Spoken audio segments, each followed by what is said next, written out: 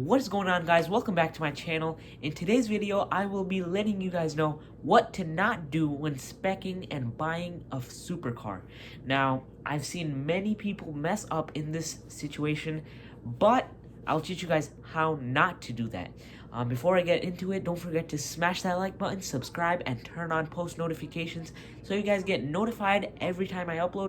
One thing you should make sure not to do if you are going to resell the vehicle after a couple of years, couple of months, whatever, you should definitely not spec it to the highest thing and everything in custom, because that just requires a specific buyer and when you are reselling it, because chances are a lot of people are not like you and would not like the same things as you. But if you go with the common offered trim levels and just regular options, I think you'd have more of a chance of getting a buyer to like the vehicle after you're over it and you want to sell it. And you should get the best value when you actually do something that people actually like, so you get better offers than losing value. And you should not go with the highest trim because you spend so much money on that it obviously would depreciate one day, and when it depreciates, it'll lose so much value because it ends up at the same value. So a lot of supercars like the Lamborghini Aventador, McLaren 720S, 765LT, really nice cars, a Ferrari 480, Ferrari F8, 458, GT2 RS, Porsche, whatever, etc.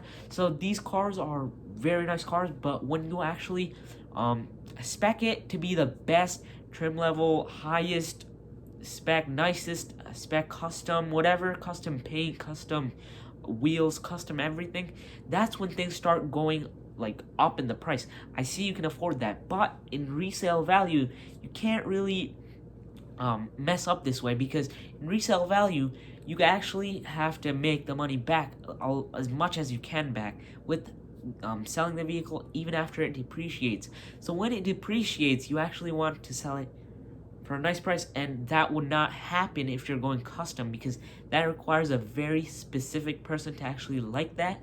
And honestly, it's going to depreciate anyways. It's going to depreciate more if you get more.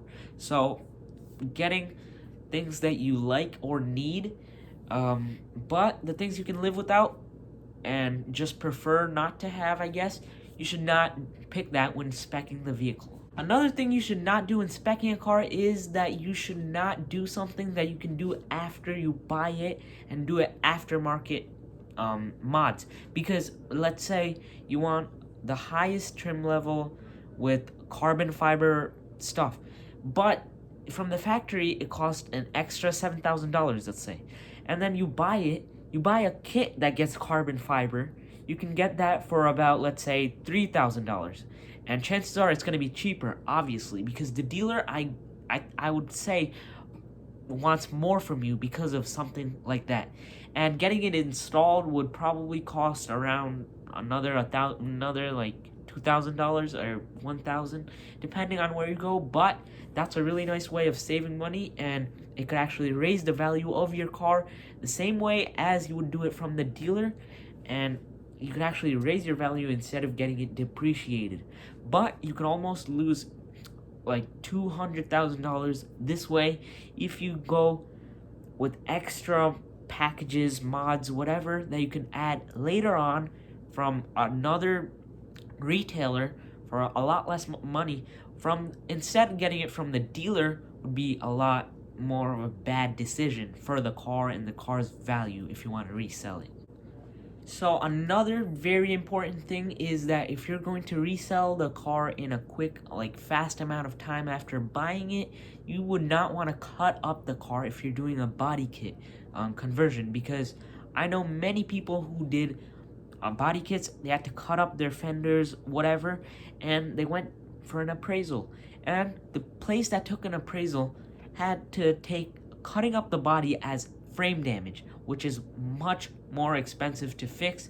So they took a lot more of money out of their value to buy that car from them. Alright guys, so those are the things you should not do to a supercar or exotic car if you're going to resell it and have plans to keep the value up. But just like that, this video is over.